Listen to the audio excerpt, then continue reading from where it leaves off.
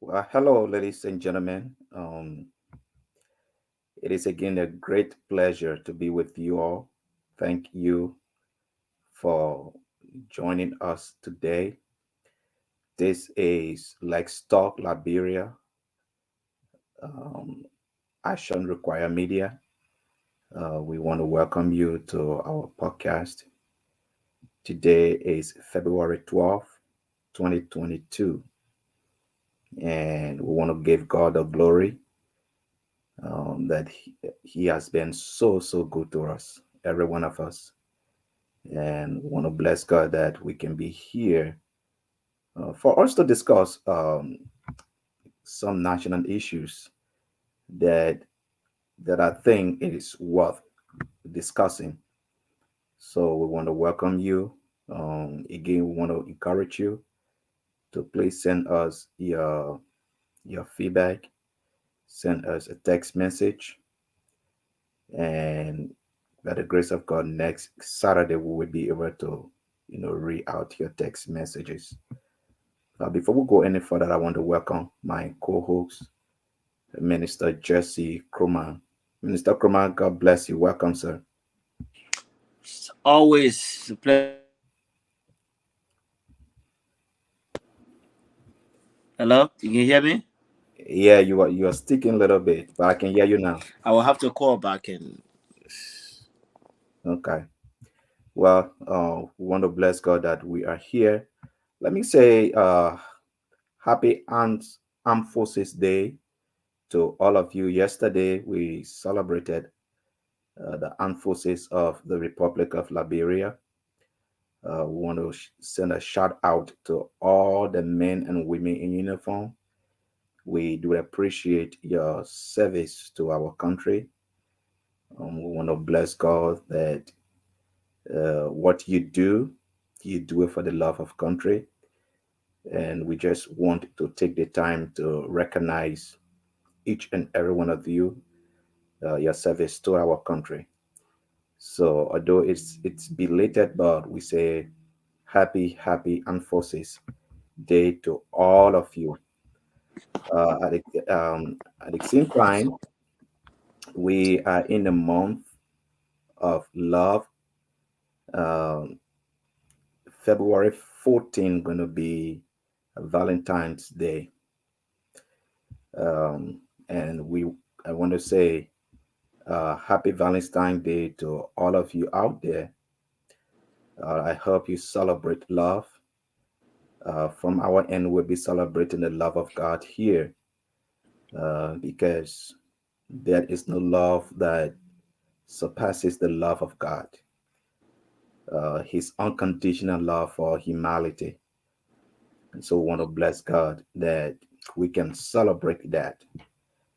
Minister Kraman, I know that the Liberian organization in the Triangle, of which you are the vice president, yeah. will be celebrating today, uh, Valentine's Day. Do you want to talk a little bit about that? Yeah, once again, like I was saying earlier before my phone got interrupted with call, but I must say, it's good seeing you today, and also I must extend my greetings to our viewers. Want to say big thanks to them and happy Valentine's weekend. Yeah, about our community here, we are Liberian ELCOT, Liberian organization within the Triangle here in North Carolina, and we will be celebrating a Zoom.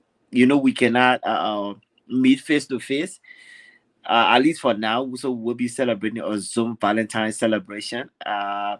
That was held last year as well. The same style, same fashion, and we will be doing that today.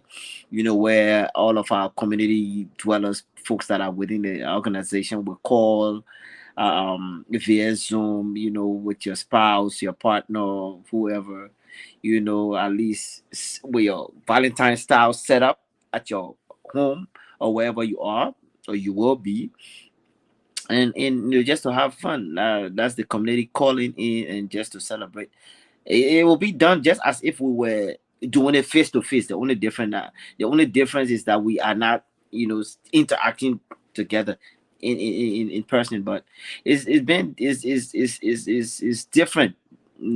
Like I said, COVID has introduced a whole different style of living, and this Zoom getting together and celebrating Valentine is one of the way we are doing it this time again. And yeah, we are just calling the community to just come, come for log on, call Zoom. I've been behind the scene, back and forth from hospital, back and forth, trying to make sure that this day is a success. So yeah, today will be a grand celebration of Valentine, celebrating love, you and know.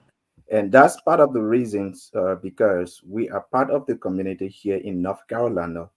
Yeah, That's part of the reason we have to come on a little earlier today, yeah, at least for us to have the time to join the rest of uh, the Liberians in our community to celebrate this auction event, Valentine's Day.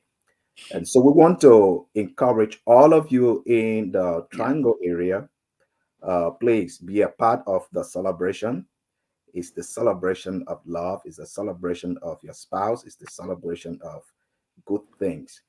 And so we want to, encourage you for you to be a part of it. So And Reverend Doc, let me, if I can just, throw in one more word. If you need any information, if you are within the community here and you're watching and you don't have information how to, if you are not part of the group chat, yeah, just send out a text and I can look at it, or after the show I can respond to that real quickly.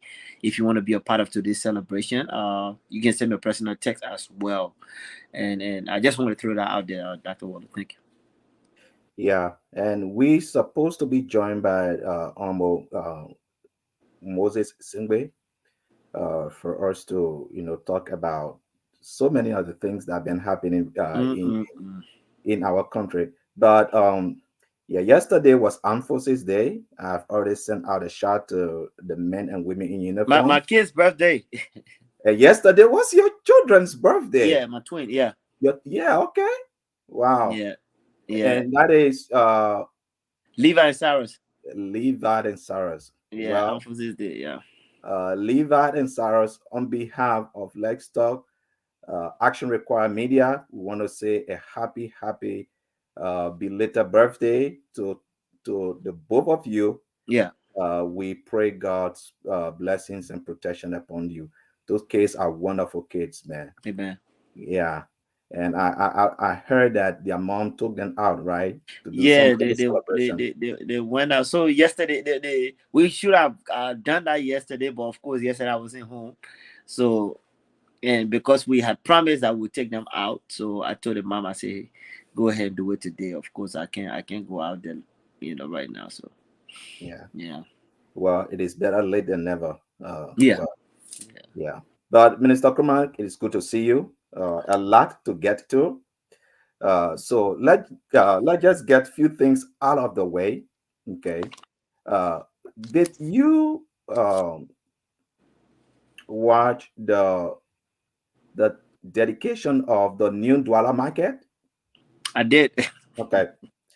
So, well, what was your impression? Well, I was impressed because first of all, I must give kudos to the president because he is a market builder. He came and said exactly what he came and he's doing exactly what he said he would do, at least part of it. And I was also entertained by the ceremony. At a point, I didn't know if I was watching a karate movie or I was watching a dedication. But again, all the same, kudos to him and for what he's doing. Yeah. I myself, I saw that, and then I look at the structure, and man, I was thinking way back, Yeah, how the old Douala market used to be, used to be, and the new picture you is, know, is yeah. and then looking at the new image, the new structure that was dedicated, you know, I have to say a very big thank you to the president Yeah, and the people and government of Japan, um, for bringing this relief to the men and women of that area, Yeah. right? Because our mothers, our sisters, our brothers, they suffer a lot, most especially during the reading season. During the rainy season, yeah. Right. But now they have, this multi-million dollar Market. duplex, and that has been given to them. You know, I am hoping that they will make a better use of it. Okay, at least what will be required now, Minister Croman, is the leadership, right? We when I saw the images Yeah. on Facebook, and I was like, I hope the people that's supposed to benefit from this market benefit from it. You know, it shouldn't be business as usual where the Mm-hmm. person who has the more money get the good spot or get a spot, you know, and then leaving out the commoners for which the market Yeah. was constructed. I was thinking about that, but we hope that the leadership will be in place. The Liberia Marketing Association going to you know uh, deliver good leadership for at least for the people that's supposed to be in the market, are in the market, and that our people will leave the street. Yeah. That people will leave the street. It's not safe to be in the street. It's not, it's risky for you to have your business in the street. Now our people have a place for them to go to, and I'm hoping that they will take a better advantage of that, and they will take care of the place.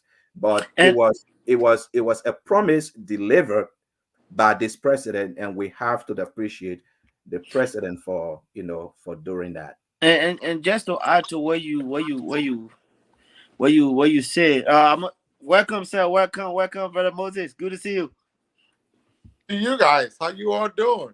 Hey, man, we're blessed. I We said Hey, good miss to you. happy We miss you a smile, Valentine. few Pastor times. Waterface. Huh? We miss you a few times. It's good to have I you. know, I know. I miss you guys too. I was at work last week and I locked down and I saw you guys live on Facebook, Yeah. but I Okay. just couldn't join the conversation. Were you locked down because of the weather, because of the snow? No, that was 2 weeks ago. Okay. Yeah, 2 weeks ago, I went to see my dad who was very sick, and then I got stuck in Rhode Island with that 20 some more inches of snow. And the whole Wow. state was locked down for I think 16 hours straight. Wow. Yeah, but they did a Yeah. good job as usual.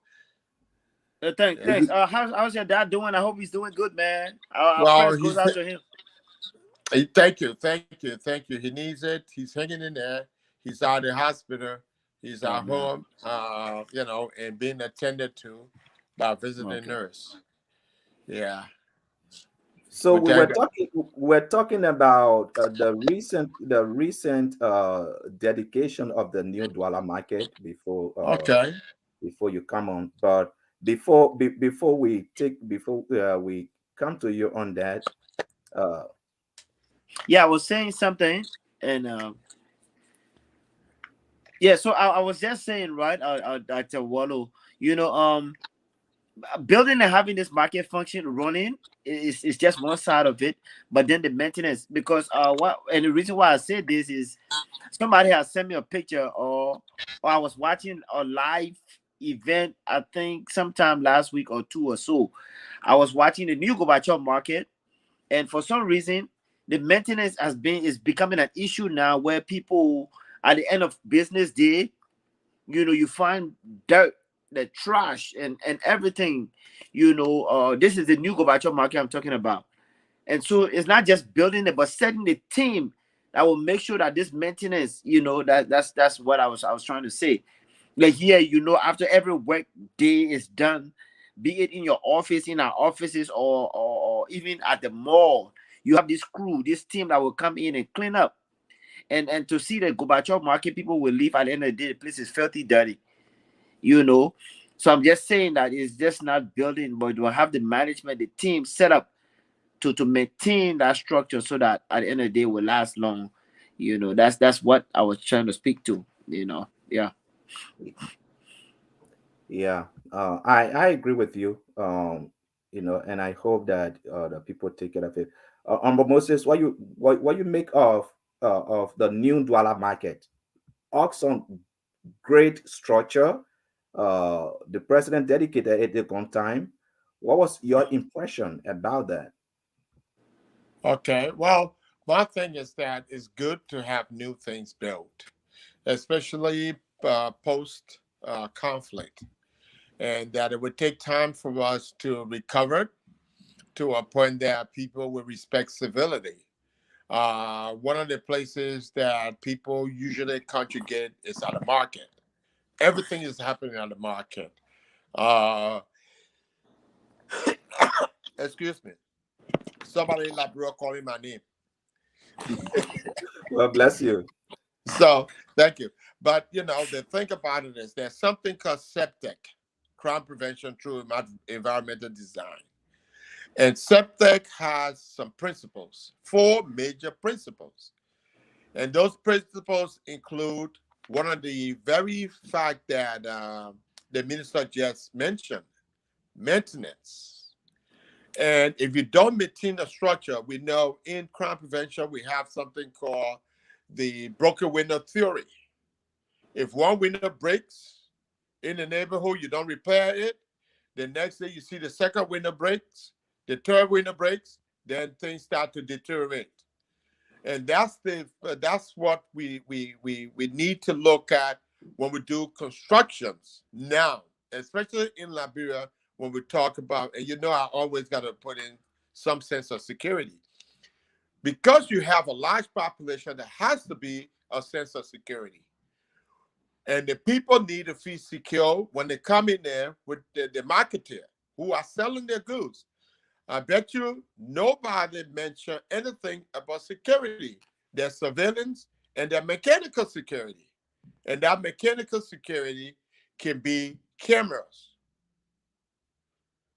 being posted so that people can feel secure. So if someone gets robbed at the place, you're building a new facility. These are things you need to have in consideration, especially so looking at the country and the level that it is, because no one keeps data on crime that are committed, because it's never recorded or it's highly recorded. So in the new market, my hats up to the government. However, the government is not too late to begin to install some security factors and to put together some maintenance. Maintenance is the hardest part of any structure, of any civility, what you call it, of any gathering, any environment, maintenance. Because you put another new factor, and like the minister said, people are going to go throw the trash out. You want to put something in place where people will be held accountable for what to do. So at the end of the day, your market spot, and it means that somebody needs to monitor what goes on at the market, you know, and they need to put a structure in place strategically to keep the place running, to keep the place clean, to keep the place safe. Yeah, And the trash can tell you what's going to happen the next day. Everybody needs to pack their trash. The special looking, even if you're charging the people $1 a day to collect the trash, I know they're doing. right. But apparently, they will charge the people for the trash and don't take the trash And away. don't take the trash out. You see, and Yeah, and so that's where the accountability factor come in. The market, if they build the market is beautiful, but they need to look at maintenance. They need to look at trash. They need to look at safety and security. yeah. Very important. I And totally agree Reverend, with that you. Uh, yes, sir. no, I just wanted to just buttress to one point that the brother Moses just made. The maintenance part of it, like you rightly say. As an architect myself, when I'm on the field, I design poles, electrical poles, and it so happened that sometime I think about 2 weeks ago, under the snow, I had gone to inspect one of the poles we had laid out in Kerry, and to find out that the pole is been planted, but the guys use dirt, somebody trash, and to fill in the dirt for the pole to stand, and just there looking at it. And I knew that in the next 10, 15 years, the pole will not last long because the solidity, that trash that you will decay. And so we had to dig the whole pole back and make sure we put plenty concrete. So like you just said, Brother Moses, the maintenance part of it, if it's not taking, if it's not maintained well, the structure might look nice, but then how long is it going to last? I just want to throw that out there. Yeah. And that's true. But we have to move on. We got a lot Yeah, of things yeah, to yeah. talk Let's about go. today. So, but I well, thank you, Umbo, Singbe and Minister Kuma. So I want us to spend a little time on this bicentennial celebration, right? Uh, and the reason I want us to spend a little time on it is because of what it is for our country, right? This is celebration of 200 years of existence, right? When the free slaves came on our shore, right? 200 years after, where are we? What is the way forward for Liberia? What are we exactly? What are we celebrating? And how can we encourage Liberians to see this bicentennial celebration as something important, not just for Liberia, but also for the image of Liberia in the world, right? So I wanted to spend a little time on it. The official opening of the bicentennial program will be on is that Monday? Yeah. Monday, and that will be happening on the SKD Sport Complex. Uh, we are encouraging all Liberians to get involved, to go and attend this celebration. I read that there are tickets available. Those tickets are not for sale; they are free. They just want to make sure they have a head count Head on count people of that attendance. attend Yeah. the program. That's why those tickets were printed. So please make sure you get a ticket for you to attend the program. But all Liberians are encouraged to be part of this celebration. This is one of the celebrations that we should put aside our political differences.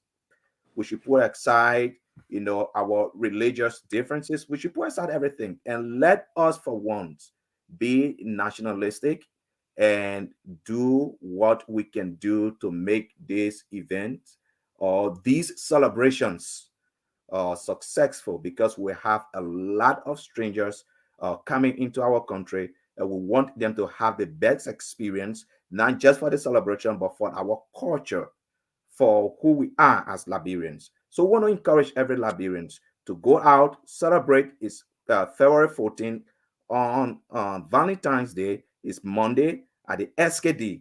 Please make your way at the SKD. Let us celebrate together. Let us hail the banner of Liberia high, and let represent our country in the best possible way we can. So that is the bicentennial celebration. Now let's go into deeper conversation. First of all, let me begin with you, Minister Kroma. Um, what what is what has actually encouraged you about this bicentennial celebration? From what you have been hearing, from what you have been reading, uh, what have encouraged you in terms of the preparation? How prepared you think we are for us to celebrate such an event that is bringing the entire world, most especially the black race, back to Liberia? Well, thank you, Dr. Wallo. First of all, what has encouraged me is the fact that at least this day is being recognized, and to also re echo that a country like Liberia stay there, that is within the outside world, and but as far as preparations, I haven't seen much. I have not seen much. I haven't heard much as far as advertisement. Who are we reaching out to? Who is in charge of the publicity? Who are we talking to? To get this message that Liberia too. Now, not to compare, but if I would look at Ghana when they celebrated their 400 years of return, it was all out there. I mean, the national TV3, the radios, it was all on social media. But if you ask me with this bicentennial, I don't know. Again, I could be wrong, but I haven't seen much as far as advertisement. I've not seen much. Again, I don't know who's in charge of that. But it's poor. In my opinion, it's a poor publicity that's happening. But Dr. Wallo, just to further the conversation, right? After all is said and done, bicentennial. If I were asked, really, I know it's a celebration of 200 years of return, and if you ask me, what are we really celebrating? I don't know. Our people are still in poverty. I mean, massive poverty. Who are we catering to? What is the messaging? Now, the city of Monrovia, in terms of cleaning, I haven't seen much cleaning that's going around. Accra, when you talk about this 400 years thing, the people have set aside a whole month of cleaning campaign because you are inviting visitors into your house. I have not seen much of that being done in Liberia. Again, the roads, the people were hanging straight banners all over, preparing. Now, when you prepare for your guests that will come into your house, and you who is in the house, you are not prepared. You don't even know what your guest is coming for. I'm just trying to, put that outside. It's not nothing politics. But then again, it says that, okay, you as the host of your guests that are coming, you don't know what message to put out there. So I was very encouraged in the beginning of this whole bicentennial, but when I started looking at the preparation and the messaging, when I started speaking to local folks on the ground who don't even know, some of them don't even know that this whole bicentennial thing is taking place only in Monrovia. But outside Monrovia, the message is dead. When you look at Ghana, you talk about Kumasi, Cape Coast. I mean, all people were preparing, but bicentennial is only happening in Monrovia. I could be wrong, but So that's why I see it. yeah, so I have spoken to a lot of folks as well in Liberia, and majority of the people that I talk to, they don't know that a bicentennial is happening in the country. Mm-mm. So you are right on the perplexity. But on the same way, um, looking at where we are today, right? What what will you say about our preparation as a country? How prepared are we to celebrate such an event that is bringing the entire world on our show to celebrate 200 years of freedom? How prepared are we from your personal estimation? How prepared you think we are? On mute. Am I on mute? No, I'm not muted. Then someone muted me. Hello? Yeah, you good. You good. Okay. Very, very interesting topic and very interesting times in the history of Liberia. Um, from my own perspective, I have deduced from all that is going on with the bicentennial. It's good to have taken John Amos to Liberia, who went there before, and to boost this whole bicentennial. And they did a special video here with him. A lady did it, and I'm not sure, like Minister said, I'm not sure what the bicentennial idea originated. And I'm a person who believes that if you don't plan properly, you plan to fail. Number one is that the bicentennial, if we knew years before that this day was gonna come. When this administration got in place, if I was part of it, that would have been one of the things that we're gonna look at seriously to consider changing the whole trajectory of Liberia, because this would do it. Now, We're celebrating 200 years, right? The 200 years is being celebrated of the so-called American Liberians entrance to Liberia, into Africa. What are they doing about that? Looking at all the things that have transpired over the years, what happened with the educational aspect of celebration? Why aren't we listen, our people need to understand when you celebrate something, it's not about having a party and eating big food and walking away. It's about looking back at the history. And there's a saying that says, if you don't know the history, you don't know where you're going. Right. And you may not get to where you're going. You got to go back. There are a lot of mixed feelings about so-called American Liberians, so-called Congo people, and a lot of rift between so-called Congo people and indigenous, aborigines. Those things need to heal. The bicentennial should have been inclusive of many, many conferences. Now, let me take it to another level. Since Torba was killed, since Torba got into office, and for me, I tell people all the time, in my own lifetime, Torba was the best president Liberia ever had. I tell that. And I can openly say that with no hesitation, knowing that what Torba meant, what he wanted to do, and all of that. When the coup took place, some of us were hurt about what happened. The bicentennial should be the time, I think, for healing more than celebration.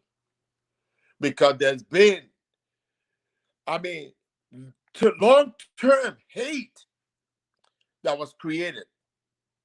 There are people who organizing against bicentennial, who don't like the idea. It has to be an inclusive effort, an inclusive participation.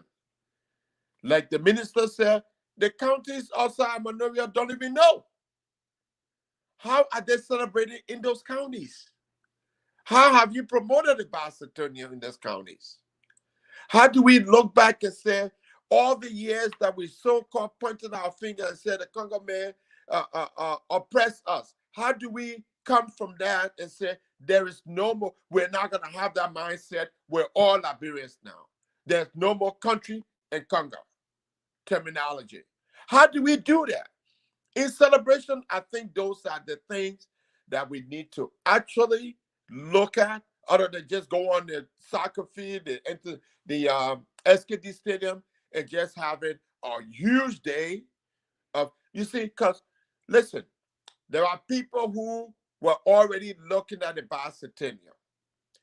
And I can tell you here that maybe somebody has stolen that idea and don't know the detail, because when somebody thinking about doing something, they have given it good thoughts and research, and they have tried to cross all the T's and dot all the I's.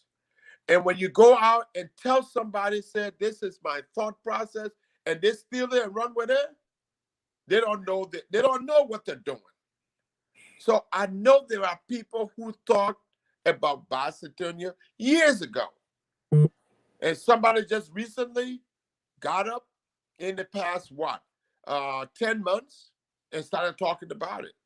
This thing cannot be planned and executed to be effective and effectively in 10 months. This thing, what Liberia has gone through, it should have taken years of planning for this anniversary. That's my own, that's my own mindset. And anybody who feel different, I respect you for that. However, we need to heal. There has to be, to this day, we still got people calling themselves, oh, I Congo, and they call the people of our country. And we still got people who call themselves country, oh, no more Congo man, we're ruining this country. Listen, we're all Liberians. Nobody got Congo passport and Liberian and countryman passport. There has to be a fishing process to this whole bicentennial.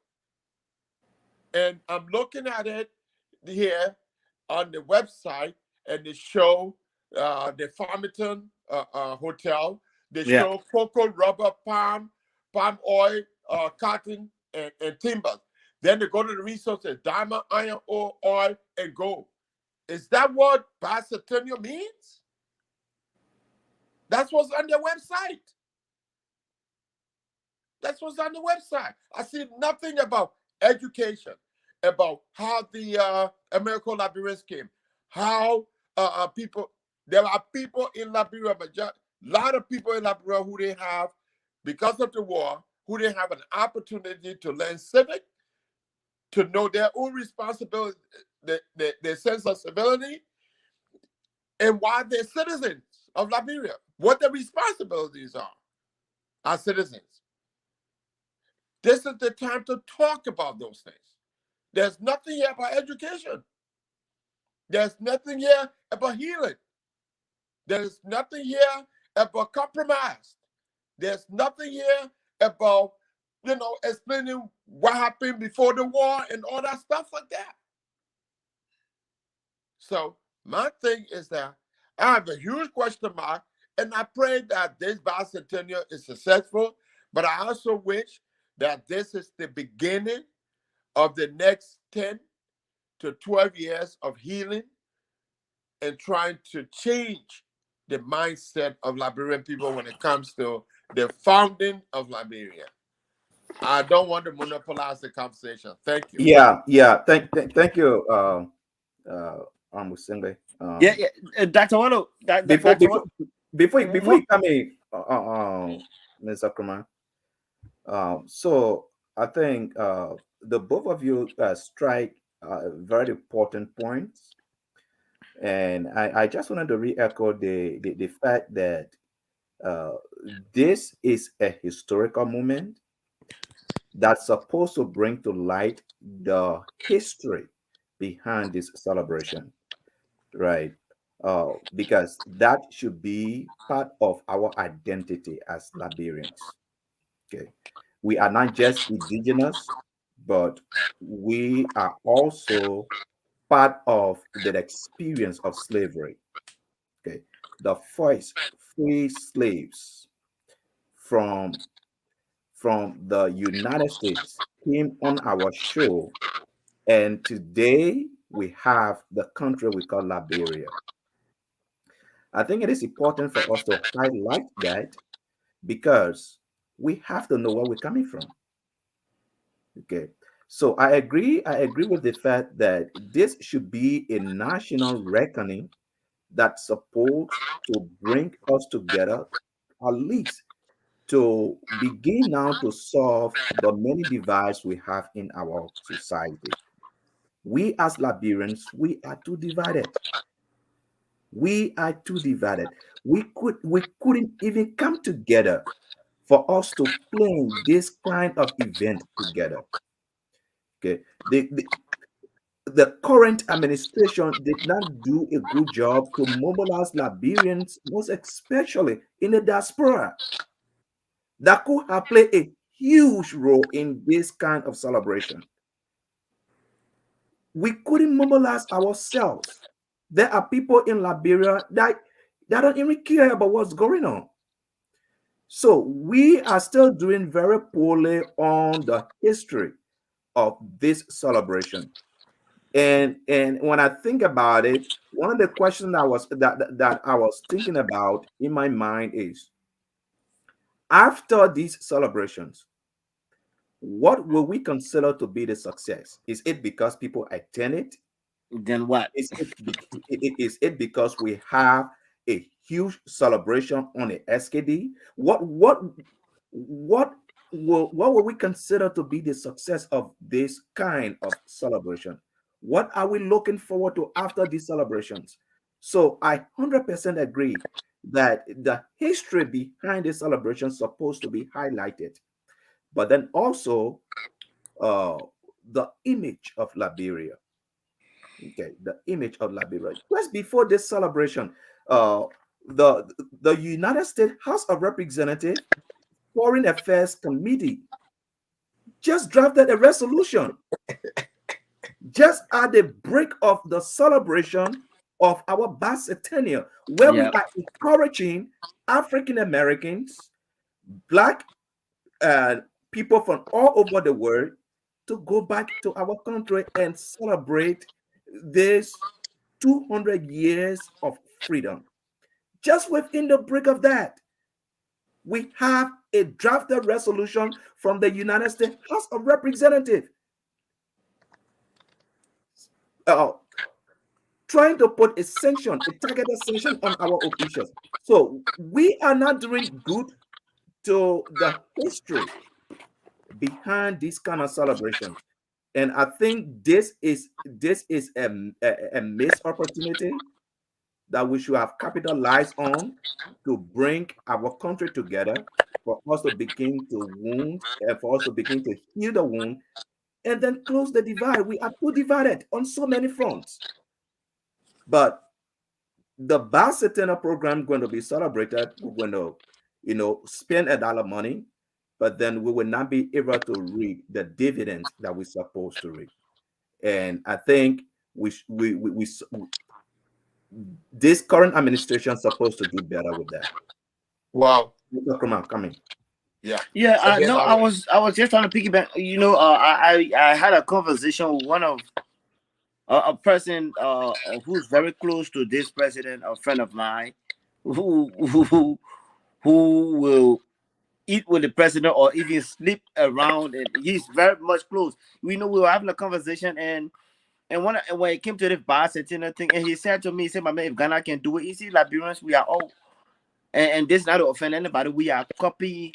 We have this copycat tendency. When you see somebody do it, then you want to do it, but you don't know the preparation that the person has gone, taking into consideration. And he said, if Ghana can do it, you don't think we can do it? And I said, I disagree with you, brother. You don't know the years or the length of timing that Ghana has prepared for this day. And you sitting in Liberia, you think because Ghana did it and was successful in doing it, so you can just do it.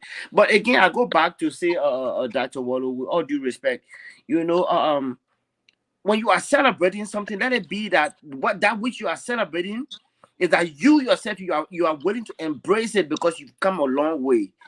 But Dr. Wallo, when you talk about under this regime, and again, thank God I'm not in, I don't affiliate with any party, but when you talk about serious poverty, it's under the regime. Presidents has come and gone, but I mean, this is not my saying. Check the records, Dr. Wallo. The hardship of the people is right now under this regime.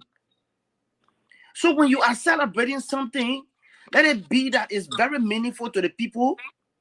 Look, slavery is not something that we should sit here and act like it's something that people, yeah, yeah, yeah, 200 year America came and these are the people that you see. But what are the people celebrating? What are they being liberated? I mean, what are they celebrating? They are only celebrating that folks are coming to come to have some good time and leave. At the end of the day, it's business as usual. And when I try to make this case to my friend the other day, he looked at me like, "Oh, my, you trying to you trying to politicize this thing?" I said, "No." I said, "Even the people on the ground, you guys are politicizing this thing to the point where you are not inviting this person, you are not talking to this person. Who are you bringing to the table?" But me, I'm all about the commoners, right? I'm all for the people.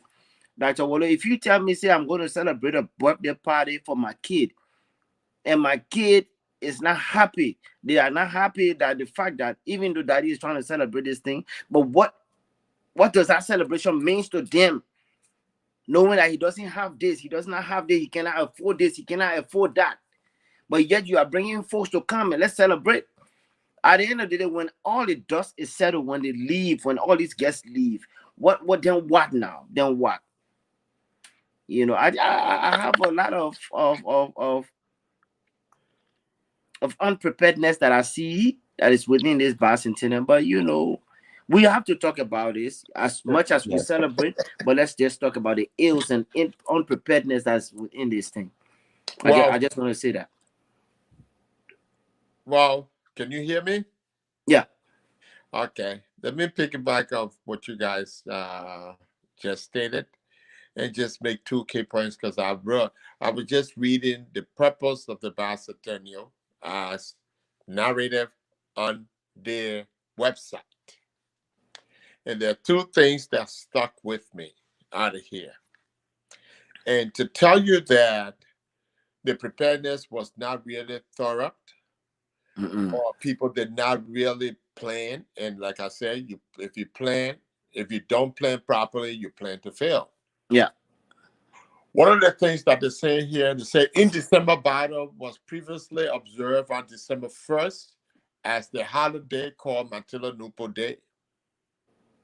Now they're mentioning something about Matila Nupo Day, but the key thing that is mentioned here that talks about the government's goal for the bicentennial, it states that their goals for the bicentennial, and they say, for example, to promote tourism and positive climate for foreign investment. Foreign investment, along with embracing Liberia's contribution to Black leadership or Pan Africanism.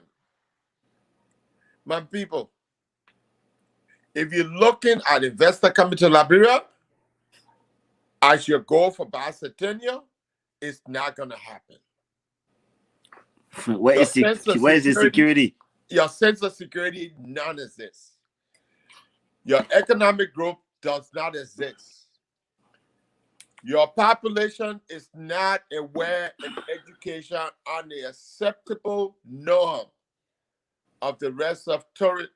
Tourists come there, they want to be safe to spend their money.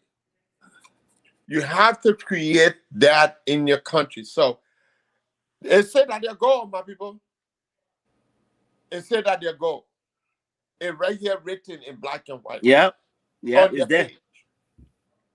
To promote tourism. Because you brought John Amos there, who have been there for years, who, when I was a little boy, came in 1976, and Epabara and Kisali, and he continues to talk about it, does not mean tourists going to come there. Mm-mm. Okay? You pick few people to come in and talk, does not mean going on the stadium and celebrating bicentennial, the luncheon at bicentennial. It's not going to do it. There are a lot of things that's supposed to come before this celebration so that you would know what you've planned, what you have achieved over the next period of time in education people, and you want to celebrate your achievement. When you celebrate achievement. That's why people always have big party at graduations. So Because you achieve on something. let me just hold you there. I want you to continue, but I want to add this. I mentioned about the U.S. House of Representatives, the Oh, Foreign my brother, Affairs you want to Committee. mix the apple and the oranges. Well, you Well, said that's what something. it is. You just you just said something. You just said something that I think is relevant to what I want to ask you, right? Yeah. Because the resolution that was drafted for targeted sanction on corrupt government officials. Now, this is what the resolution states. It says what is targeting for corruption, for gross violation of human rights, Right. and acts that threatens the peace and security of Liberia. Ah. And with the Congress of the United States, when the Congress speaks or a committee in the Congress speaks, the entire world listen. Volumes. It speaks volumes. Investors listens to what the United States Congress says. Now Precisely. they just drafted this resolution about corruption, about gross violation of human rights, about individuals threatening the peace of Liberia. And then our goal for the bicentennial is to encourage investors or to encourage tourism. Yeah. What possible is that? I want you to speak to that. Yeah. Well, my brother, my last appearance on here, what did we talk about? We talked about the sanction on Prince Johnson. If you go back and listen to my commentary on that, I stated exactly that the whole section on Prince Johnson was the beginning. A lot of heads gonna roll. That was setting the platform to start going after, because in the the resolution, particularly for, and that was a congressman, right, on Prince Johnson. Then it goes to the committee, and the committee said, and that's how the government works. That's why America is so good. Land of the free, home of the brave. That's why. Because when he raised that issue, they said, no, if we're going to deal with Prince Johnson, we need to look at the broader spectrum of those people that we know of who's encouraging human rights violation, and go back to March report on the human rights report that was submitted to the State Department. So all of these things are somewhat related. And strategically, things happen to set the platform. John Amos goes to Liberia, he come back, and they're promoting this bicentennial. Now, the Foreign Committee has come up with a resolution to look at all of these things, specifically human rights violation and the lack of security. So, who is the bicentennial targeting? Mostly people in the diaspora in the United States. They're expecting a lot of people from the United States to go to Liberia for the bicentennial. They're expecting, when they talk about investors, I don't think they're looking at anywhere else other than investor and tourists from the United States. That's their targeted majority. That's their targeted group. So now, the Congress come up with that document. You know something else is going to be in the making in the next few months. That's not it. Then names going to start rolling. We missed the point all the time because our leadership are not sensitive to these issues. They're not sensitive to the well-being of the public. They're citizens that they're supposed to be serving other than leading. Most of our people in government today are not public servants.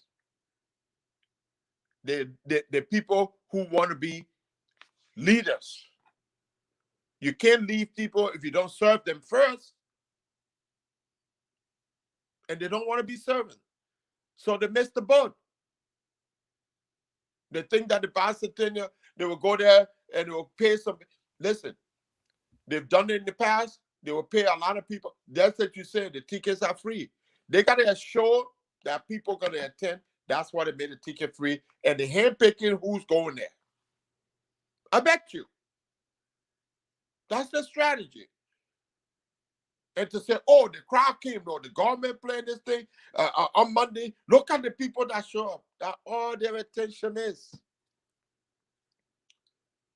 It's not an open celebration where they will do it in all 15 counties simultaneously. There's no plan through the superintendents to say we're launching the bicentennial on this day. Simultaneously, we need you to create a gathering where we would make a public service announcement that moving forward, these are the things we want to do in the next year, in the next 6 months. And we need every county to report back on this and this in commemorating what we're doing today, the bicentennial. None of that happening, my brother. Right. Right. So Yeah. you plan. If you plan wrongly, you plan to fail. If Yeah. you don't plan at all, you plan to fail. And So and the Congress, they're strategic in what they do. This is a heads up to any American investors to say, listen, if you go in there to talk about bicentennial and put that thing there, gold, diamond, iron, ore, oil, you're going at your own risk. You're going at your own risk. I Yeah. rest my case. Yeah. Thank you. Thank you, sir. Mr. Kruma, I'm going to bring you in on this before I go back to Singbe. So, the president's supposed to uh, uh, they're supposed to reopen the executive mansion, Oh right? boy. The president's supposed to start working in the official residence of the presidency, right? But I need to remind people that the executive mansion, uh, 2006, it was just at the time that President Ellen Johnson Sirleaf was just elected. There was this unknown fire, that destroyed part of where the office of the president is. And The so sixth ever floor. since 2006, we have never had our president to work from the executive mansion. The office of the presidency have been at the foreign affairs. If And this administration have have have made every effort to carry on renovation work, and it has been announced that the president on Sunday will reopen the executive mansion, and uh, beginning sometime next week, the president will start officially working from the executive mansion. Do you think President Weah and his administration deserve a lot of credit for reopening the executive mansion when it has been closed for this long? Well, that's a very sensitive topic there. But first of all, let me just add to what you just said. So the president, the office of the president has been one Jamaica resort and the foreign affairs ministry, right? So he's been in between. But now that he's opening, to his credit, now that he's opening the executive mansion, because in Liberia we know that the executive mansion is where the president resides, and that's where the office of the president is. So under his regime, for him to, because mind you now, the maintenance or the budget of the executive mansion, I mean the maintenance of the executive mansion has been in the national budget every year. That's going back to the previous government. So under his regime, to see that is now the maintenance has been concluded, or the rebuilding, or the wherever you want to put it, is now concluded that the president is moving in. I will give them that credit. But what I look at, Dr. Waddle, here is the timing, right?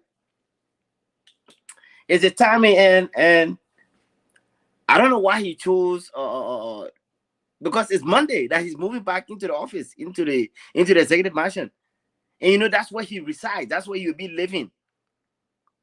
That's where he'll be living. So Well, he's moving from I Jamaica. asked somebody if the president will move there to live there. They said the president's residence, they are still renovating that, but his office is okay for him to work in Okay. his office. But the presidential residence is not ready yet, so he will not move into the executive mansion. But he will begin official work from the executive mansion, I think, beginning sometime next week. And you said Monday, so yeah, we can go with that. Yeah, yeah. Monday is when he resumes. That's when the official moving and whatnot. But then, if that's the case, I know that he will be living there, and now eventually, I don't know when that maintenance will be finished for him to move in completely.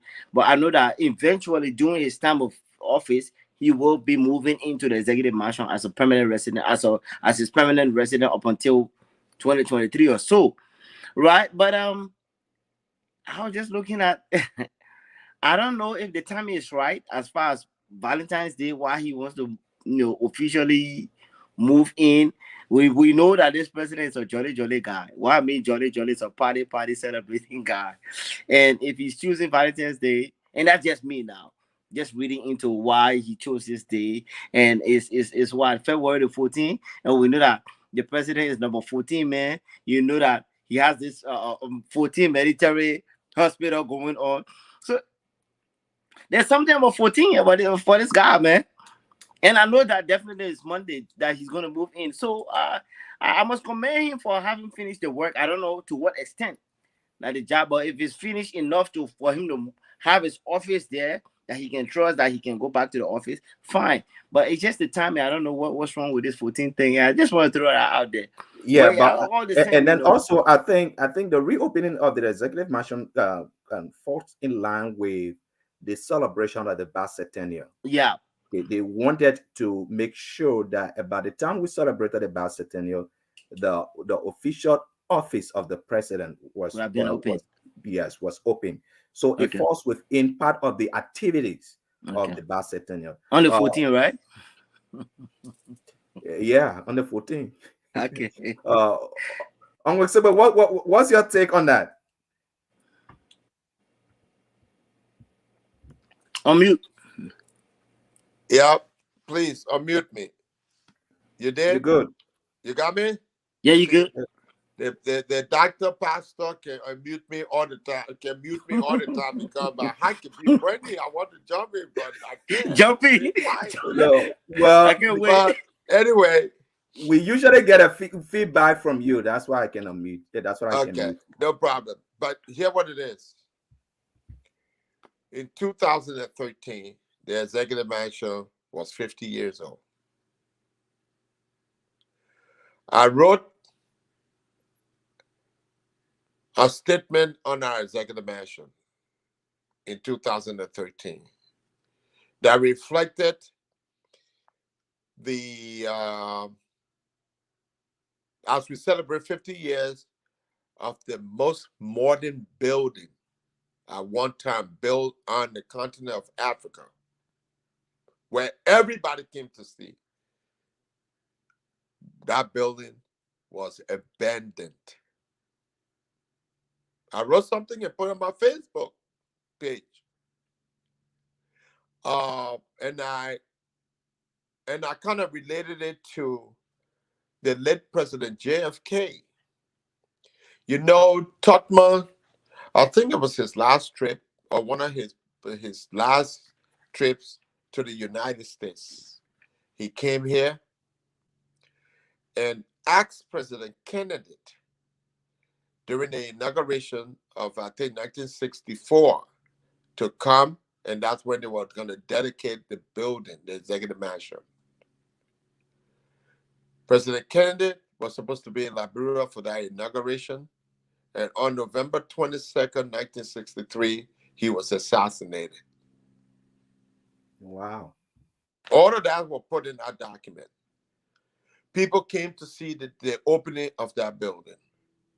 To have had the building where we said there was fire on the fourth floor, mini fire, and that building had been abandoned by the leadership from 2006 July until 2013, say a whole lot to the responsibility of the administration. I won't now on, I don't want to say the government, because the government includes the people. I would say the administration, who has been given the tax of running the day-to-day affairs of our country. In 2013, on the 50th anniversary, that building will stay abandoned. Every year during Ellen administration, they allocated, I think, $3 million for renovation. She was there for 12 years. So we're talking about $36 million should have been in the budget That's correct. for the renovation that we say is being completed and celebrated tomorrow on Monday. My brother, because when you allocate funds for a specific project like that, it should not be used for anything else. It stays there.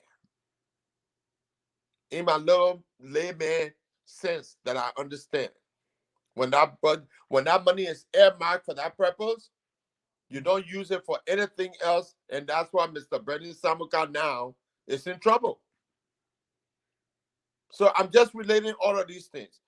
But it's good to see that the executive mansion, for somehow, I don't know how they have renovated it, but it's going to serve the purpose. because that's the people's house. That was my writing, my narrative. It's the only building that's supposed to accept dignitaries when they come to our country, foreign leaders.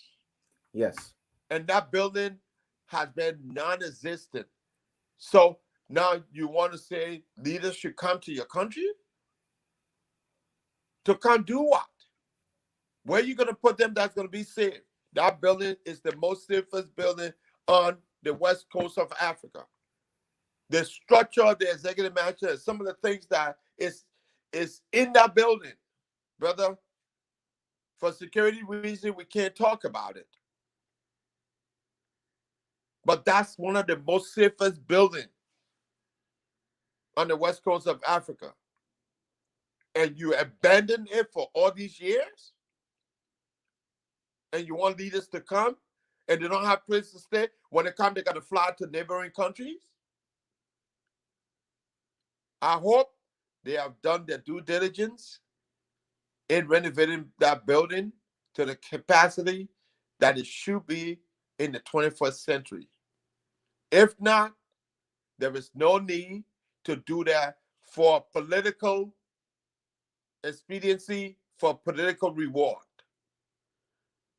Because I can tell you, my thing, the way I look at the bicentennial and the executive mansion and all these things happening, building market, I think there's political intentions. Just for bluff. Let's call it as it is. It's just for bluff. Not on the bluff, but to see if the people will see that, oh, you're doing something, let's vote for him for the second time. Yeah. Politics. That's my own. In my own critical mind, my own critical thinking. That's what I think all of these things are happening. When is the election? Next year? And it's around it that all these things happening this year? And they're pushing it? Come on, folks. You see the elephant, call the elephant. That's what this is all about. It's political. It's not because it's the administration responsibility to deliver for its people and to serve its people. I can tell you, I went to the foreign ministry when I was there in March. I went in that building. I don't think the president now has been in that building for the past 3 years. With the way I see that building. I went on the floor that his office is on. You walk on, you in the elevator, you can hear the noise downstairs from that floor. People just sit there having their thing. He's not there. Because if he's in there and ready doing the people's work, those people would not be causing noise every day. So going to the executive mansion is for them to go in there to say we came to the mansion, we got the mansion ready, and it's political. That's all my thing. That's Yes. what I get from it. And Thank you. and thank you, sir. Thank you. So I always say if that is political, okay, if reopening the executive mansion is political, if building markets are political, I think it's good politics. Then we should give it to the president that he is actually playing good politics. You know, compared to the politics of personal attacks and political attacks and and all those stuff, which does not solve any problems.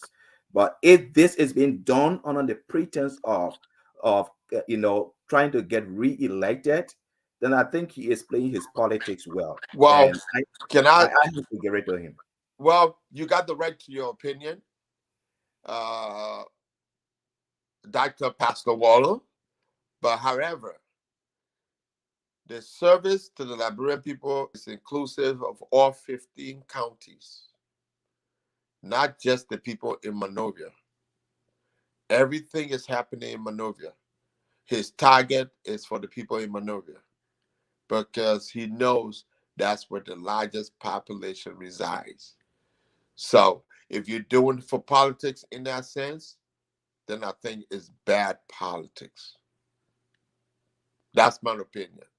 The executive mansion not doing nothing for the people in Magibie County in Grand Bassa County or in Lofa County. There is nothing going on there. Okay, Yeah. so you can say that it's the people's house, but how many of those people have ever been there for a tour? Because it's been closed. Well, Now it's been reopened. now it's So been reopened. let's So hope. now Let's we're gonna hope. carry all everybody can come there and spend the night. I don't know what the protocol gonna be, but let's hope that happens, right? Let's Well, hope that I pray to God that is used for the purpose is intended, and the that's office my is point, there, so because you now we can reach the brilliantly, president you, directly. yeah, you lay out the history of what that building is, or what it shows, what it symbolizes. You did that, and it's been a banner for this long, and now uh, having it reopened, that is a reassurance, right? Regardless of what the motives are, that is reassuring us that this building that holds our presidency, the seat of our presidency, is being reopened. I think that should give every Liberian joy after it has been a banner for this long. So let's congratulate the president, this administration, on reopening that building, and we hope to see many more good things coming from out of that building, as it was designed it to be. So I think that's progress. I'll reserve my congratulations comment until I see how things unfold when the building is open. Yeah, okay. But to Go just ahead. move to the last discussion today. Let me just mention, in connection with the bicentennial, President Biden announced a U.S. delegation, uh, headed by Ambassador Linda Greenfield, that will be headed to Liberia in to be part of the celebration of the bicentennial. A lot of the current administration, most especially government officials, when they heard that, when Liberians heard that, they interpreted that by saying that uh, President Biden has endorsed the administration of President Weah. Um, United States having a delegation at the celebration of this bicentennial, Moses. How important you think that is? Not just for Liberians, not just for the Weah administration, but for the world. Well, I can tell you one thing. Uh, the bicentennial is the historical time in the history of Liberia and Liberia-America relationship. Despite all of the negativity, despite all of the ills of Liberia, Liberia still remains a strong um, entity or part and parcel of the U.S. And believe it or not, if people tell you United States don't have no interest in Liberia, I would beg to differ with them. So it is good for this administration, however, to send a delegation to observe the 200 years. Don't take that out of context and think that Joe Biden has a relationship now with George Weah. For some of us and many people who've been here for many years, they know that the policy of the United States towards country is something that is democratically done. Yes, the president here has the thing to draw the policy, but Congress also examined those policies. And that's why, as you mentioned earlier, the Foreign Relations Committee just decided to put a resolution forth for corruption and human rights violations. Their presence there is not going to negate or put any kind of halt on what the legislators have just put through. The historical time can be celebrated by the United States also. Because when John Amos, when what's his name? When John Quincy Adams were looking for place because free slave in this country became a huge, huge political issue. When John Adams in the 2000 in the 1813s and 1815s, just as you see, COVID was big in the past election. Free slaves just being in America was a huge issue. And so the way that John Quincy Adams could have been elected was to promise America that all free slaves would be going back to Africa. That's how his good friend Paul Coffey out of New Bedford, Massachusetts, left and went to the coast of Africa. So there's a historical perspective, and the government knows that, and Biden is aware of that. And these people are aware of all the things that happened in the past, or they have history to reflect on. We don't in Liberia. We don't have nothing to reflect on, to go by and do research and see.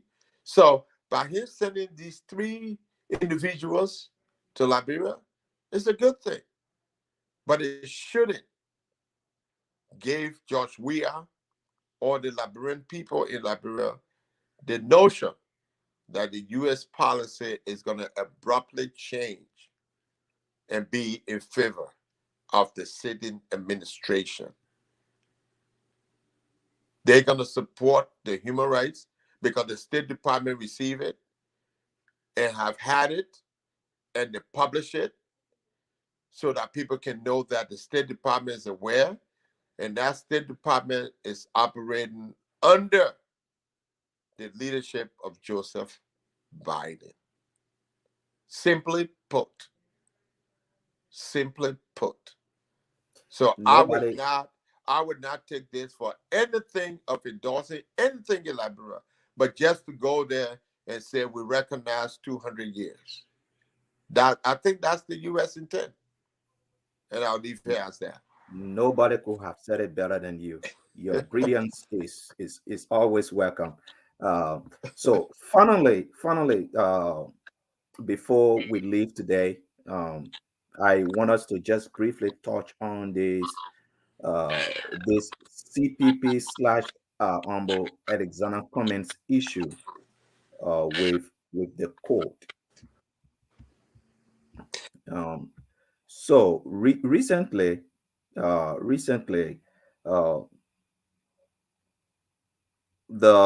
the criminal court A upholds the ruling from the lower court that Cummings should provide the evidence that should be used against him for prosecution.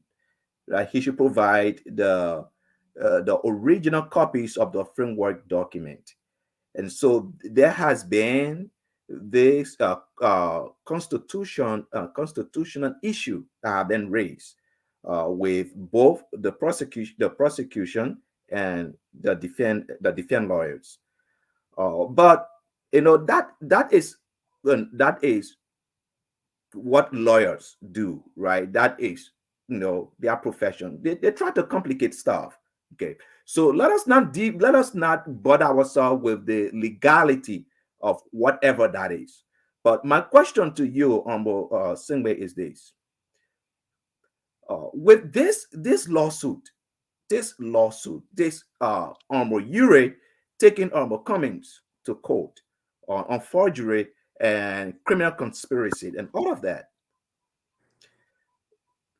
what is your take on it? What you think is going on here, and how you think that going to affect the chances of the opposition defeating President we are in 2023? Well, I've given this a long thought, and I can tell you from my own experience and worked in the field of criminal justice and working with with the criminal justice system in the U.S., and that is something that we have a high honor for in Liberia, and it's pretty much a copyright. Your statement, first and foremost, regarding the Constitution, it becoming constitutional,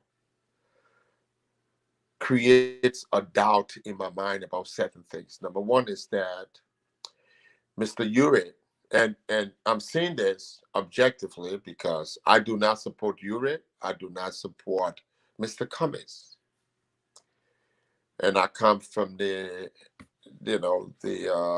perspective, the option of just giving my objective view.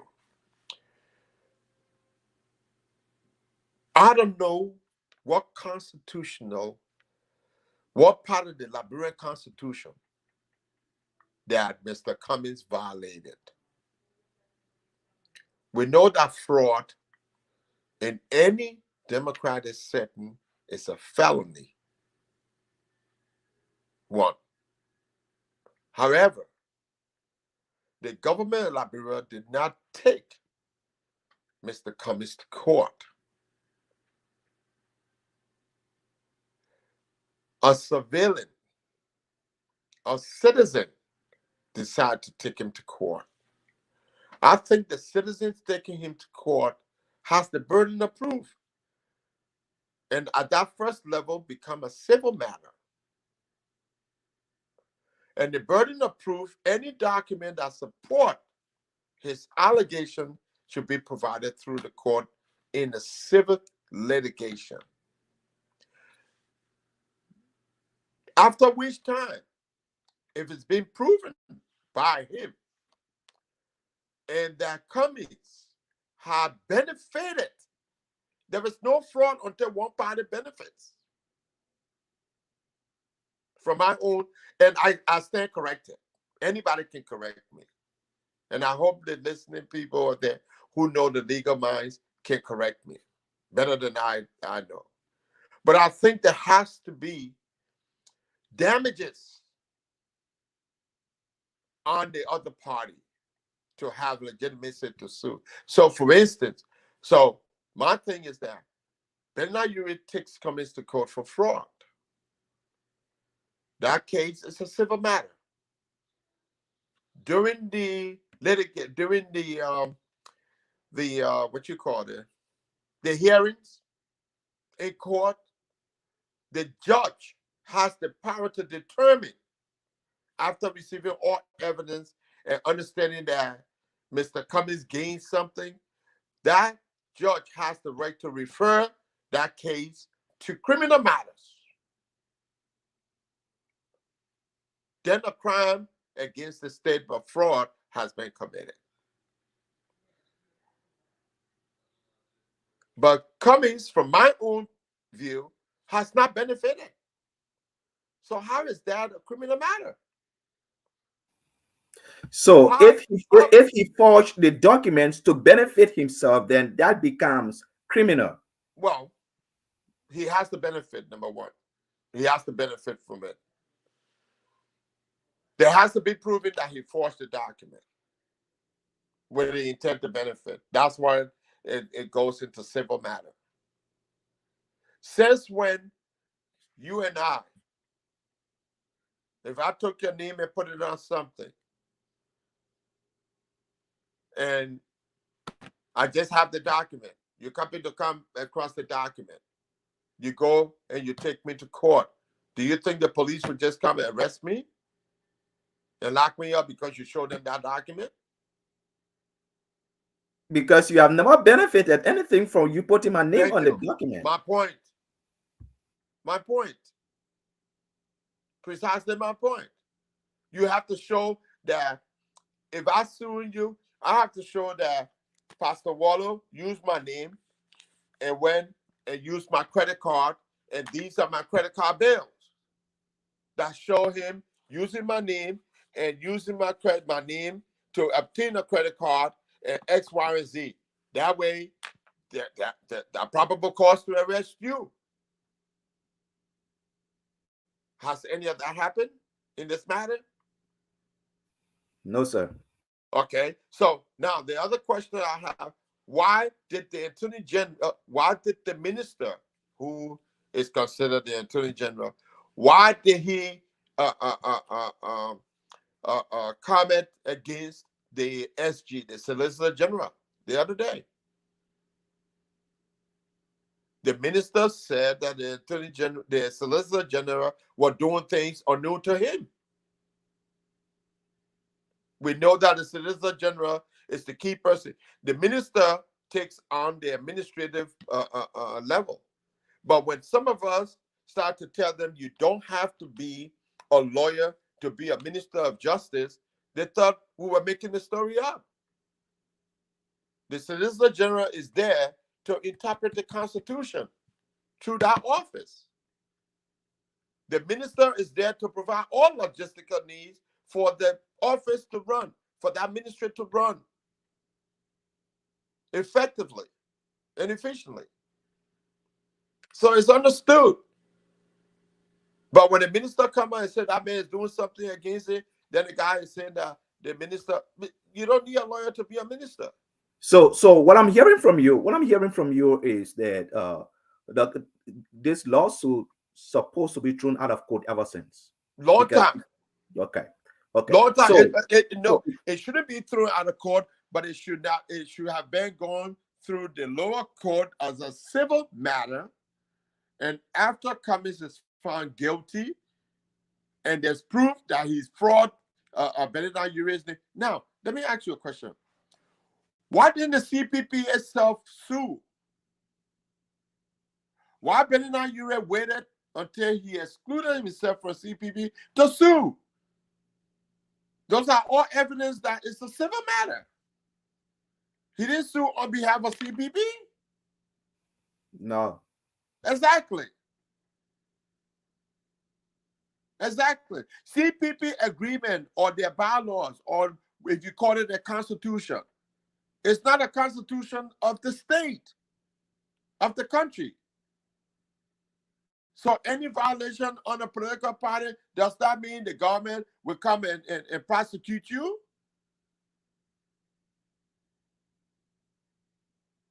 So if Liberty Party guys, they're having their dispute, anybody can leave for the Liberty Party and go sue Ability, and then the criminal court will just come and say, we're issuing a writ of arrest on Ability? That's a political party. They set their own guidelines. Whatever they do cannot violate the state laws. That's why they have to go through the process of registering and make sure they're legitimate. Once they keep all the rules, once they keep up with what the election guidelines said, then they're a viable political party. Anybody You see, within the party? a lot of people on the forgery thing, almost simply, a lot of people don't understand No. that for it to be criminal, it has to benefit the party It, that is it being has to accused. benefit one person against the Oh, other. exactly. But in this case, we don't see that. But let move on because of time. How you think that going to affect the opposition's ability to defeat President? We are in 2023. Well, I'll tell you what, these are some of the things that I play, and that's why I am a big proponent of those who saying that the government, not the government, but the administration, the part, what you call it, the branches of government are not working independently. Of course, we know that. We've been knowing that And ever and, since. and that and this is a proof to it. We know that the president sits there, the administrator, he sits there and he dictates to the judiciary. And that is wrong. That's not democracy. Then you got certain people, he dictates to certain people in the House, a representative in the Senate. That's wrong. That's not transparency. That's not democracy. That's not it. Ellen did the same thing. Look at the associate justice that kicked out of office for a situation that happened many years ago. Talking about he took land from somebody. What happened to it? After they kicked him out of the justices, what happened to the case? What happened to the person who brought the allegation? How were they made whole again? Come on, man. This is another part of this. And guess what? All of these proceedings, that's what they call case law. They got case law and they got law by legislators. Any case that go to court, any allegation that go to court that does not violate the law, but yes, there's the wrongdoing in there, and it'll become case law at the end of the case based on what the findings is. Okay?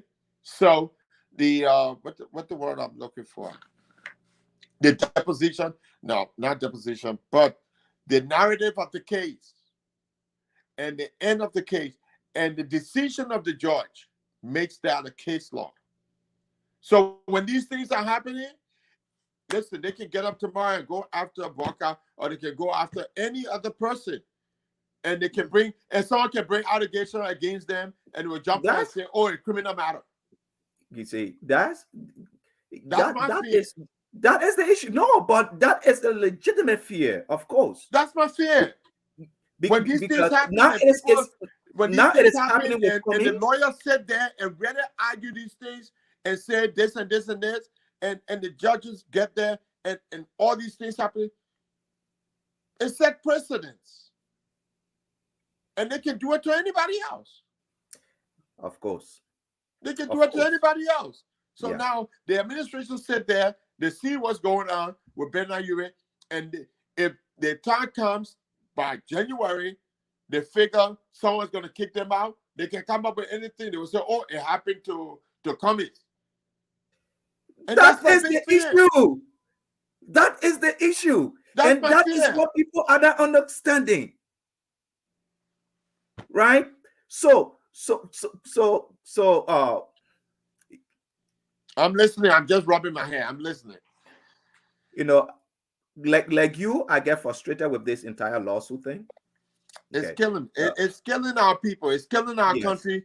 And I tell you one thing, Liberian out there, people who viewing this thing, these are things that the United States sees and look at to decide on what to do for Liberia, for our country. We know that most of our help, and forget about the Chinese people, they're there, they want something, and they're doing people substanders. They don't mean well for us. The best thing we can do, the United States has supported us for all these years. They are the best partner we have, and all these things that our administration, our so-called leaders are doing, these people know of it and they document it. So if they hesitate to do something for Liberia, it's because of these very reasons. You know, I was saying to somebody, somebody said to me that they want to do all of these things, convict Cummings so that he cannot contest in the elections. And I was like, that would be a very unfortunate situation. Very unfortunate, because it could happen to me tomorrow. It could happen to anybody tomorrow. Let us not even anticipate something like that. Okay, because that would not have a good ending. No, let us not anticipate something like that. But you know, I appreciate what you said, and I think we should talk more about this. You have a lot of things that our people can learn from you regarding this lawsuit, because from the onset, from the beginning, I said that it was nonsense. Yeah. But the fact that the court process is being used, a lot of people say, oh, it's not wrong to go to court. The reason you go to court is what make it wrong. Going to court is not wrong, but the reason going to court, the reason you go to court is what make it wrong.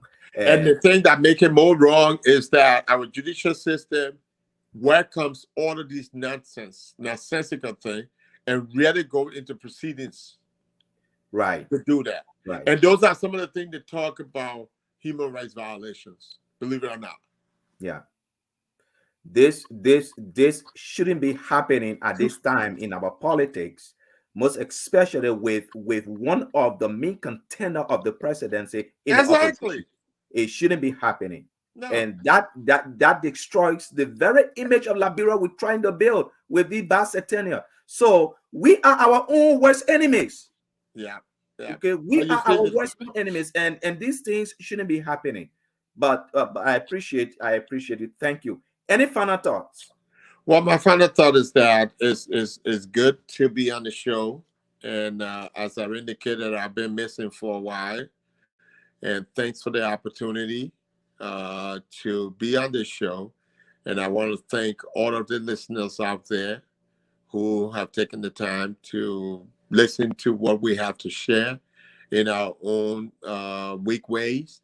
And at no point our sharing here has to do with any, kind of political intentions, but we just want to be as objective. And like Pastor Wallace said, this is an objective forum, and we speak things in our mind based on what we know, what we've learned over the years, and that's how we get educated. And I want people to know that I'm a lifelong learner. I continue to learn every day from other people, and please listen to this with an open mind. And if anything we said here that was not right, you feel free to correct it or to give us your view on it and give us your own perspective. We want to encourage people to start giving us some comments on, the viewing public out there. Start sending some comments on what you think we can continue to talk about. If you think we're doing a good job based on our topic selections, based on the topic selections by the pastor Wallow, is great. Just send him a letter of encouragement and just a little pat on the back. One thing we don't do in our society, we don't appreciate each other enough. We do not appreciate each other enough. So I appreciate everybody who take the time to, just listen to our little nonsense, some people will call it. But again, as a lifelong learner, you can always make sense out of nonsense. Thank you, Omosungbe. I know we never had time to get to uh, the the most talked about book Oh, from. I know, I know we'll table that. you were mentioned in that book. I couldn't wait to talk to you today about the book, but I wanted us to spend a lot of time on the Bicentennial. Yeah, But we will talk about that. I'm trying to get that a book, that copy. book gonna be around for a while, so we can talk about it later. Exactly. I'm trying to get a copy of the book, at least for me to read a few pages in it, for us to have a healthy, Yeah, knowledgeable yeah, please. discussion about And it. we want to encourage people to get the book, read the book before you jump to. People took that, chapter 13 and ran with it for no reason. And if you read the whole book, it's an easy read. If you read the entire book, you will see there are a lot of other things that you can shake your head for. And, one thing in the book that does not denigrate somebody. You see, and that's our thought process. Everything is good, but one thing come out in the book, then the whole book threw away. No, no, no. That's not And, how you and, read and a book.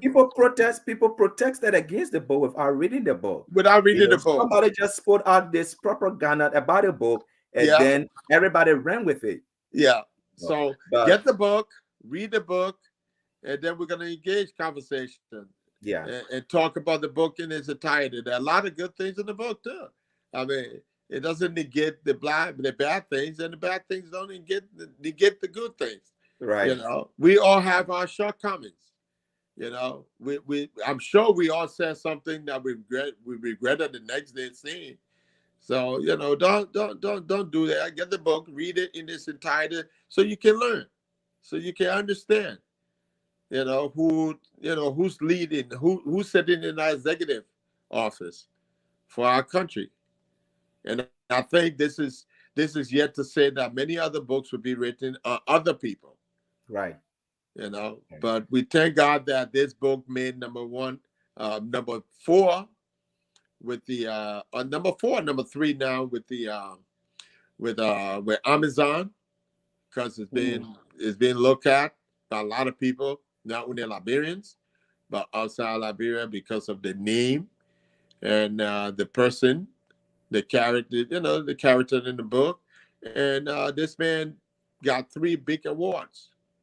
You know, he was war player, and so people want to know his life, and I think it's a good thing for him too. He shouldn't, you know, look at it as a negative thing. And he's I think human. they should send him a copy. Exactly. They should say. I think the author would do that. The author would do that. But I hope he would receive it gracefully. Well, the way with the way things with the way people have protested against the book and things have been said about the book, he might not, receive it in Well, good you faith. see, and that's what defeat the purpose of our people. That's what we can learn. That's what we don't educate ourselves. We look at somebody downfall as a way of laughing at them, mocking at them. But we should look at it so it can teach us as a teaching moment for us not to go that path. And You know, in addition to that, reading the book will give you enough insight how to respond to the things in the book. You can't precisely. respond. You can respond to those things if you don't know what have been said in the No, book. absolutely, So you absolutely. have to have an open mind. Yeah, Be mature enough. yeah, To read and formulate your responses. From exactly. what you gather. Yeah, But if someone wrote a book for me, I'll be delighted to of have it. And course, I talked to the publisher, and hey, that's history. Who, I mean, with the exception of Elliot, who president that we've had, what president have a book been written on in Liberia, sitting administrator, that sitting president that a book been written on that takes world attention like that? I think it's the first time, but I well, stand corrected. Ellen Johnson Sirleaf's book also sold really good copies. Well, then that's good. That's Yeah, good. That's this good. this But child just would be great. It sold because, in yeah, fact, it was one American friend who gave me President Sirleaf's book as a gift. okay. You see, so Yeah, it's a good thing. It's a good thing, and I'm sure everything in Salif blog was not good and dandy, but she didn't react this way to the book. well, she You wrote know. it herself. Okay. You see. Well, that says it all. That says it all. You see. So now, if she wrote the book, then it's different. But Yeah, no sitting president, and someone objectively has written a book on a sitting president in Liberia or maybe the west coast of Africa. But I stay corrected. This is the first yeah, time it's happening for us. yeah, So yeah, and it says a lot to us, and it true. says to George Weah also, and it says to people, future leaders of that country, be mindful of what you do, how you excel to that position of president. Right, That right. should be something that we can learn from, and say, hey, we all have a history, and when you're setting your history to go up, look at Barack Obama. He wrote few books before he became president. When he was there, everybody wrote book on him. People write about people. How he ascended Pe- to that position. people write about people. Exactly. Some So of the things they're going to write, you're not going to like it. no, you're not gonna But like it. it doesn't keep. It doesn't take the administration to go against it and start hunting people down to to Yeah, kidnap and to do this, to do that, to harm people. Yeah, that's not good history. That's not good leadership. yeah. And the co-author Isaac Vartoba has been everywhere, try to talk about a book, encouraging people to get the book, read it before you make any judgment, about the book. So we Well, might have, we might, I know Ava very well, and I knew him from Liberia here all the years of the States and all that. I have not communicated with him directly since the book went out. The last time I spoke to Ava was before he was appointed. As soon as he was appointed to that position, he and I had a brief conversation. That was it. Okay. But he's But you were he. mentioned in the book. You haven't read what why you were mentioned and your contribution to the book. I will leave it at that. I won't say nothing about the book. I just encourage people to buy the book. Well, Onwesegwe, it's always a pleasure to have you. Thank you. Thank you. We Okay. appreciate your contribution. Thank you. Well, thank you very much. We can talk. We will talk about the book at another time in the future after people have read it. That Yes, way, sir. they will get it. They can My, respond objectively. myself, I want to read a book before we talk about it. So All that's right. why, Okay. I know I had interest us talking about it today, but Okay. we'll do That's that another good. time. All right. Well, thank you for your time. Thanks for the opportunity again. Yes, sir. Thank you and All right. good night. Good night. And ladies and gentlemen, thank you. Thank you for following us. If you come across our video, we want you to please send us your comment. But we'd appreciate each and every one of you. Thank you for always following us.